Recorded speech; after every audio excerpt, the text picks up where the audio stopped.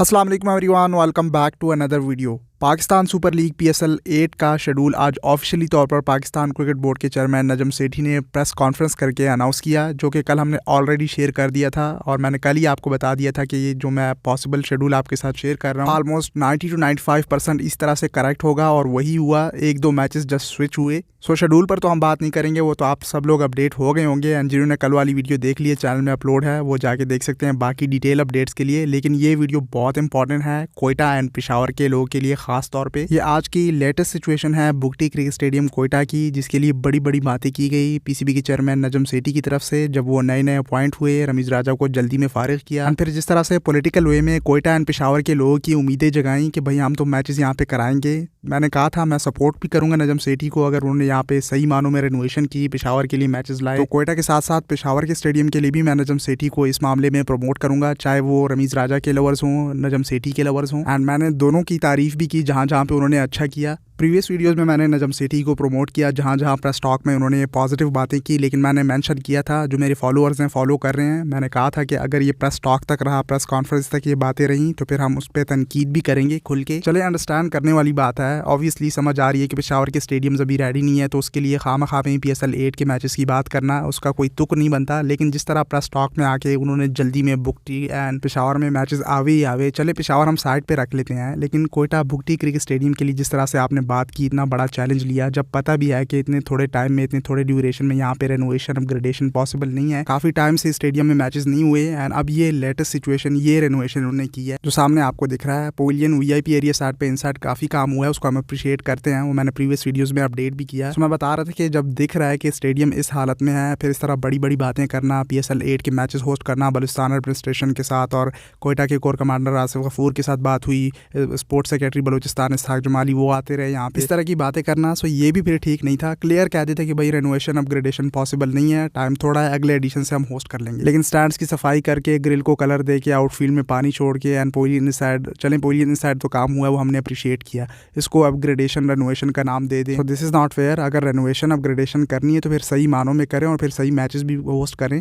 अगर नहीं करनी तो क्लियर कट कह दें क्यों कोयटा के लोगों की उम्मीदें आप जगा रहे हैं और फिर आप होस्ट नहीं कर पा रहे और फिर आखिर में लॉलीपॉप दे के एग्जीबिशन मैच होस्ट कर रहे हैं। ऊपर से फिर से आज प्रेस टॉक में पेशावर के लिए पॉलिटिकल बयान दिए कि पेशावर KP गवर्नमेंट वो कह रही है कि हम बना रहे हैं, हम PCB को नहीं दे रहे, हम स्टेडियम खुद कंप्लीट करेंगे, हमें दे देते हम टाइम पे कंप्लीट कर लेते। भाई आप तो टर्नओवर में थे ही नहीं। रमीज राजा एंड फैसल हसन CEO वो बैठे थे। आई नो KP गवर्नमेंट ने भी काफ़ी डिले किया ड्यू टू सम रीजंस, चाहे फंड का रीज़न हो या बाहर से चीज़ें इंपोर्ट करने का रीज़न हो या जो भी है, अल्लाह को पता है। वी एग्री उस साइड पे काम काफ़ी डिले हुआ, 4 साल हो गए हैं स्टेडियम कंप्लीट होने को। लेकिन इस चीज़ को भी नजम सेठी ने पॉलिटिकल रंग दे दिया कि भाई KP में तो वो गवर्नमेंट है और फिर आखिर में कहते हैं कि इस टॉपिक को डिस्कस ना करें। 2-3 बार लोगों ने क्वेश्चन पूछे पेशावर के स्टेडियम के लिए।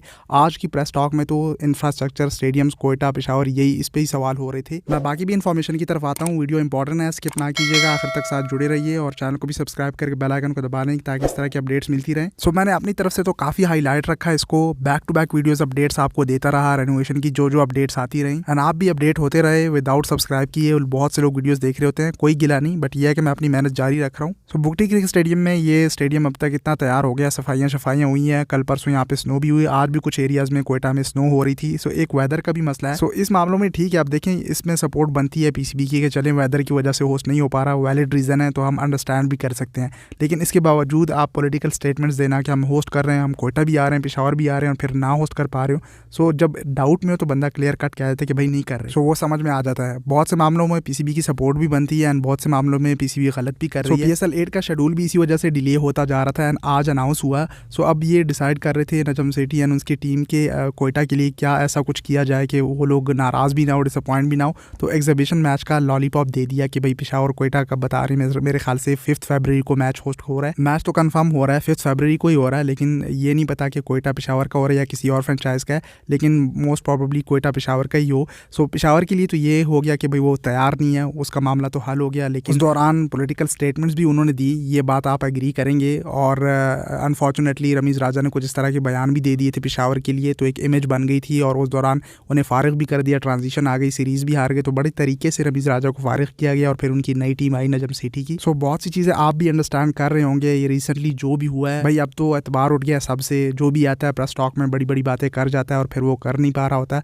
खैर, सो पेशावर का इस तरह से हैंडल हुआ एंड कोयटा का एग्जीबिशन मैच का बोल के इस तरह से हैंडल किया गया। स्टिल वी आर होपफुल, अगर पीसीबी इसको सीरियस ले चलें, ये ट्रेंड में तो आया, हाईलाइट तो हुआ बूटी क्रिकेट स्टेडियम कोयटा, इसमें हम सपोर्ट करते हैं पीसीबी को। बस गिला यहाँ पे है कि अगर सपोर्ट करना है कोयटा को तो फिर पूरा सपोर्ट करें, सही मैचेस दें, सही मानों में अपग्रेडेशन रेनोवेशन करें। ये सिर्फ पॉलिटिकल लॉलीपॉप ना दें कोयटा बलूचिस्तान के लोगों के लिए। उनके लिए मैंने गवादर पे भी काफ़ी वीडियोस बनाई, हाईलाइट किया। सो खैर, मैं इस तरह से हाईलाइट करता रहूँगा और इंशाल्लाह से ये हाईलाइट होता रहा, आप शेयर करेंगे, ट्विटर पर ट्रेंड चलता रहा। ट्विटर पर भी काफ़ी लोगों ने इस पर बात की है। सो अब पॉइंट ये है कि आगे नोटिस करना है कि आने वाले एडिशन के लिए इसको फोकस में रखते हैं या नहीं, पता नहीं आगे गवर्नमेंट किसकी आती है। देखें, आगे जनरल इलेक्शन भी आ रहा है, तो आप समझ सकते हैं सारी गेम। मैं यहाँ पे बहुत सी बातें शेयर नहीं करूँगा। सो ना मैं तो नजम सेठी की सपोर्ट में, ना रमीज़ राजा की सपोर्ट में, बस जो चीज़ें सपोर्ट करने की है वो मैं सपोर्ट कर रहा हूँ और मैं आपको दिखा भी रहा हूँ। लेकिन जिन चीज़ों पर पॉलिटिकली खेला जा रहा है, इस पर काफ़ी जर्नलिस्ट ने ट्वीट्स भी किए हैं, तो उसकी सपोर्ट में मैं नहीं हूँ। आप भी मेरी बात से एग्री करेंगे।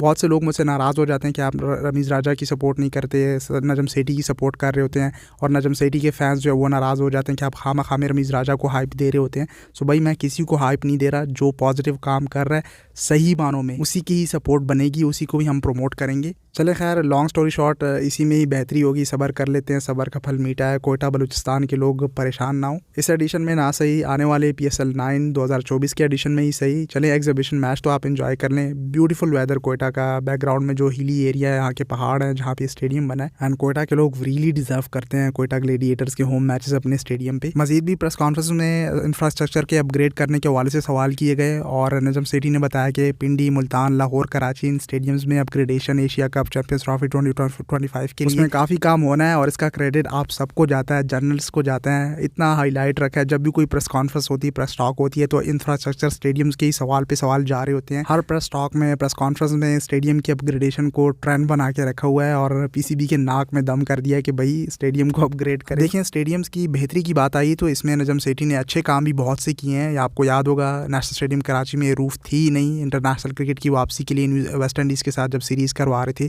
तो जल्द से जल्द नेशनल स्टेडियम कराची की रूफ बनवाई, वो भी आज प्रेस कॉन्फ्रेंस में उन्होंने बताया। सो बहुत से अच्छे काम भी उन्होंने किए। मजीद 2 मोर फ्रेंचाइज ऐड करने के बारे में भी सवाल हुआ, तो वो बता रहे थे कि हम फ्रेंचाइज़ के साथ बात करेंगे, उसके बाद फिर ऐसी 2 सिटीज़ की टीमें बना के ऐड करेंगे ताकि फ्रेंचाइज़ नाराज़ भी ना हो, क्योंकि भाई फ्रेंचाइज़ को मतलब है पैसों से, वो नई टीम की परवाह नहीं करते, क्योंकि फ्रेंचाइज़ एग्री नहीं करते इस मामले में कि नई फ्रेंचाइज़ कोई ऐड हो। और नजम सेठी बता रहे थे कि जब PSL को मैंने शुरू किया था, जब ये इंट्रोड्यूस की गई थी, तो उस दौरान भी मेरे माइंड में था कि 8 टीमें होंगी। सो बहुत सी बड़ी बड़ी बातें आज भी प्रेस कॉन्फ्रेंस में की। सो ये सारी इन्फॉर्मेशन मैंने कलेक्ट की और इस वीडियो को आपने शेयर करना है, ट्विटर पर हर जगह टैग करें, नजम सेठी के साथ बेशक टैग कर लें कि भाई कोई काम करना हो तो सही से करें, लॉलीपॉप नहीं दें। और जो पेशावर के लिए मैंने आपके साथ इन्फॉर्मेशन शेयर की, 2-3 सवाल आज हुए पेशावर के स्टेडियम के हवाले से और बड़ा पॉलिटिकली उसको हैंडल किया उन्होंने, बार बार KP गवर्नमेंट को इन्वॉल्व करके। आप समझते हैं इन बातों को, मैं इस पर डिस्कशन नहीं करना चाहूँगा। एंड फिर आखिर में, जस्ट मैंने पहले बताया, आखिर में नजम सेठी ने फिर जब तीसरा सवाल हुआ पेशावर के स्टेडियम के हवाले से, तो उस पर कहा कि